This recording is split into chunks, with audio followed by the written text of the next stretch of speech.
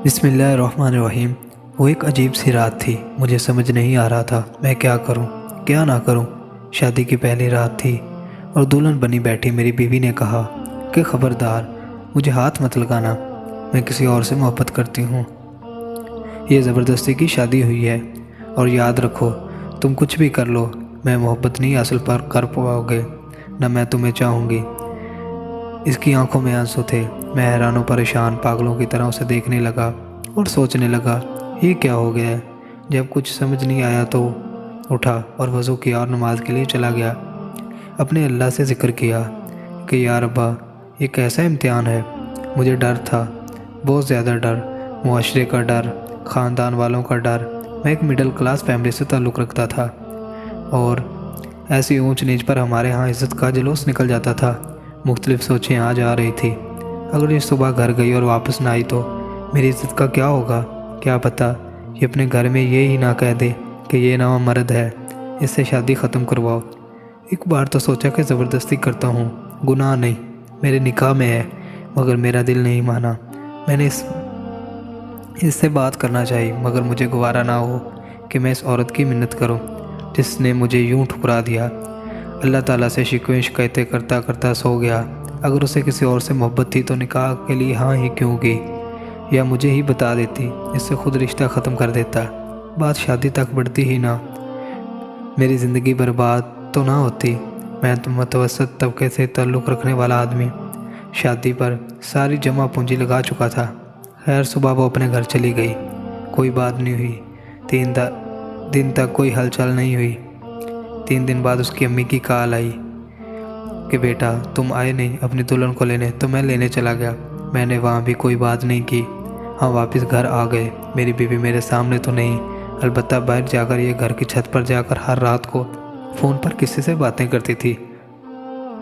मैंने उससे पूछा तक नहीं कि वो किससे बातें करती, कौन है वो। बस एक बार पूछा था कि उसे तलाक चाहिए, उसने कहा नहीं। उसका फ़ोन पर जो इश्क था उसका मुझे कोई मतलब नहीं था। 5 माह ऐसे ही गुजर गए। मैं काम से थका रात में घर आता, खाना बाहर से खा आता और जब भी घर आता वो फ़ोन पर ही बातें कर रही होती। एक दिन उसने पूछा, एक बात पूछूं? मैंने कहा पूछ लो। उसने कहा, क्या आपको मुझे देखकर तलब होती है? मैंने कहा शादी से पहले भी तो कंट्रोल ही था, तो तुम्हें क्या लगता है कि अब भी नहीं हो सकेगा? मगर इस रात बात कुछ और थी। मैं सोया हुआ था कि मेरे मोबाइल की घंटी बजी। फ़ोन मेरे दोस्त का था। उसने मुझसे कहा कि तुम्हारी बीवी किसी और मर्द के साथ फलां होटल पर बैठी है। मुझे पहले तो यकीन ना आया, लेकिन जब अपनी बीवी को घर ना पाया तो बेहद गुस्सा आया। इतना कि मुझे अपना दिमाग बिठता हुआ महसूस हुआ।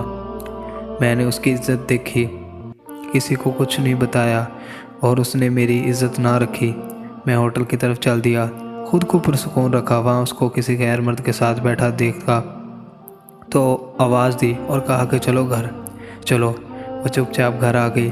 घर लाकर उसने इंतहाई ज़ोरदार थप्पड़ मारा कि मेरी उंगलियां उसके मुंह पर चिप गई और उसे कहा कि वो अब इस घर में मज़ीद एक लम्हा भी नहीं रह सकती, और उसे उसका घर छोड़ने निकल पड़ा। लेकिन रास्ते में थोड़ा सा गुस्सा हल्का हुआ तो दिमाग ने काम किया। इस वक्त इसके घर वालों को क्या बताऊंगा कि उनकी बेटी ने क्या क्या गुल खिलाए हैं। लिहाजा कुछ सोच समझ कर मैं एक होटल में गाड़ी ले गया जो सुबह देर तक खुला रहता था। पता नहीं हमें वहाँ कितना वक्त लगा, लेकिन जितना भी वक्त वहाँ होटल में सुबह होने का इंतज़ार किया, वो खामोशी नज़रें झुकाए बैठी रही। उसने कोई बात नहीं की, ना ही मैंने कोई बात की। मैं सुबह होते ही उसे उसके घर छोड़ आया। उसके बाद उसके घर से कभी फ़ोन तक नहीं आया। मेरा ख्याल था कि शायद उसने खुद ही अपने घर वालों को सब कुछ सच बता दिया है। वो किस मुँह से मुझे फ़ोन करती। वक्त गुजरता गया, पता ही नहीं चला कैसे 4 साल का अरसा बीत गया। मैं बहुत गहरी सोच में था, कब उसे तलाक दे देनी चाहिए ताकि वो अपनी ज़िंदगी पसंद की जगह शादी कर ले। इतनी सज़ा काफ़ी थी उसके लिए। आखिर एक सख्त फ़ैसला करके मैंने उसके नंबर मिलाया। उसने फ़ौरन कॉल उठाई, जैसे मुद्दतों से किसी फ़ोन का इंतज़ार में हो। मैंने सलाम करते ही बिना कोई बात सुनी कह दिया कि मैं तुम्हें तलाक देकर मुकम्मल आज़ाद करना चाहता हूँ। दूसरी तरफ से बस एक चीख की आवाज़ आई और कुछ ऐसा महसूस हुआ कि जैसे फ़ोन उसके हाथ से गिर चुका है। मैं सोच में था कि वहाँ जाना क्या हो रहा है, तो फ़ोन उसकी छोटी बहन ने उठा लिया और हेलो कहा तो मैंने आवाज़ पहचान ली। उसने सलाम के बाद बताया कि जब से आप आपी को यहाँ छोड़कर गए हो उसने आज तक किसी से बात नहीं की। अब्बू भी कहते हैं कि शायद ये पागल हो गई है, इसलिए आप इसे छोड़ गए हैं, वापस नहीं आए। इसकी बात सुनकर मैंने फ़ौरन कॉल काट दी और बेगम हो गया कि अब इसे तलाक देना ना देना कोई अहमियत नहीं रखता। वक्त मज़ीद रफ्तार से गुजरता गया। मैंने भी दूसरी शादी कर ली और अल्लाह ने एक प्यारा सा बेटा भी दे दिया। एक दिन ऑफिस से वापस आ रहा कि सिग्नल पर खड़ी मेरी को पीछे से किसी कार ने टक्कर मार दी।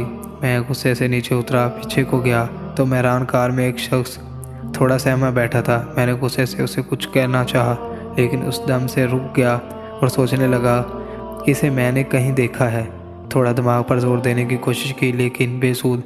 अभी उन्हें सोचों में था कि वो कार से बाहर निकल आया और मुझे कहने लगा कि आप आगे आगे चलिए, कहीं साइड पर कार लगा लें ताकि मैं आपका नुकसान भर सकूं। मैं गाड़ी साइड पर ले गया, वो भी मेरे पीछे था। मैंने गाड़ी रोकी, वो भी आ गया और मुझे पहचानते हुए मेरी पहली वाली बीवी को भाभी कहकर उसके हवाल पूछने लगा। मुझे झटका सा लगा और सब कुछ याद आने लगा। ये वही शख्स था जिसके साथ मैंने अपनी बीवी को होटल में पकड़ा था। मैंने बताया कि मैं उसे छोड़ चुका हूँ और दूसरी शादी कर ली। उसे बहुत अफसोस हुआ मेरी इस बात से, लेकिन मैं फिर भी उससे बहुत कुछ जानना चाहता था। उसे करीबी होटल में ले गया, चाय मंगवाई, दोस्ती का माहौल सा बना लिया। उसने मेरे पूछने पर बताया कि वो एक साइको किस्म की लड़की थी, हमारी क्लास फेलो थी और मुझे भाई समझती थी। हमारी ही क्लास के एक लड़के ने उसकी दोस्ती थी, वो उससे शादी करना चाहती थी, लेकिन किसी वजह से शादी ना हो सकी और उसके घर वालों ने उसकी शादी आपसे करवा दी। लेकिन उसके बावजूद वो इस उम्मीद से थी कि उसका दोस्त ज़ीशान उससे शादी करेगा और वो आपसे तलाक ले लेगी। लेकिन आपसे शादी के बाद आहिस्ता आहिस्ता वो ज़ीशान से कतराने लगी और आपके गुण गाने लगी। इस वजह से ज़ीशान से रब्ता भी ख़त्म हो गया। इस रात उसने मुझे होटल में बुलाया था कि मेरा ये एक आखिरी पैगाम ज़ीशान तक पहुंचा देना। मैं चला आया क्योंकि मैं वाहिद ज़रिया था उसके पैगामात एक दूसरे को पहुंचाने का। मुझे भाई ने ख़त दिया जो कि ज़ीशान को देना था। मुझे भाभी ने ख़त दिया जो कि ज़ीशान को देना था। इतनी देर में आप भी आ गए और उसे ले गए। मैं बहुत परेशान था कि आपके रोए के बाद भी दोबारा रब्ता करना मुनासिब नहीं समझा और ख़त ज़ीशान को दे दिया। अगले दिन ज़ीशान ने ख़ुदकुशी कर ली थी। मुझे खबर मिली तो मैं फ़ौरन अस्पताल पहुंचा। सबसे पहले उसकी जेब से वो ख़त निकाला क्योंकि मुझे शक था कि यह ख़त उसकी ख़ुदकुशी के सबब हो सकता है। अगर किसी और के हाथ लग गया तो बात बढ़ जाएगी।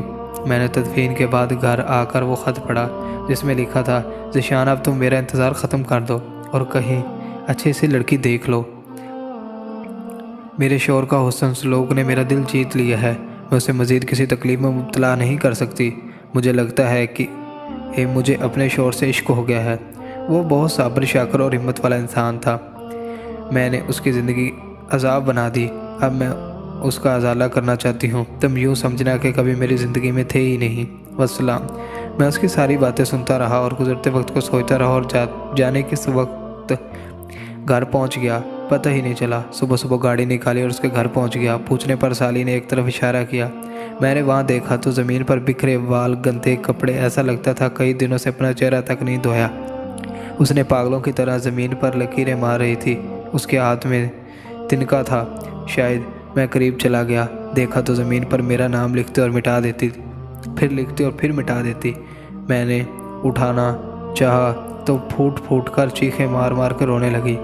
वो मुझे पहचान गई थी और सब कुछ समझ रही थी। वो पागल नहीं थी, लेकिन सब उसे पागल ही कह रहे थे।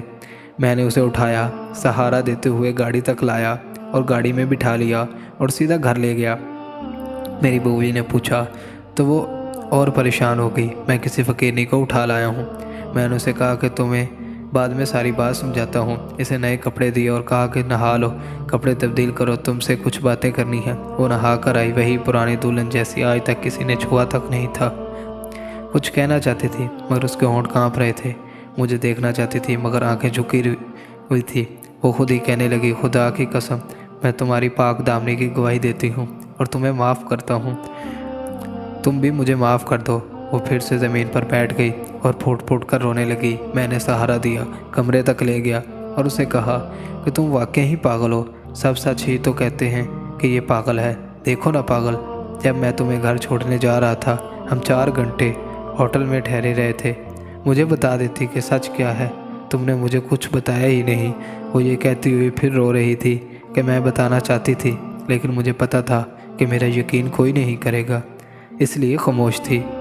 ऐसी अच्छी अच्छी स्टोरी सुनने के लिए हमारे चैनल को सब्सक्राइब करें।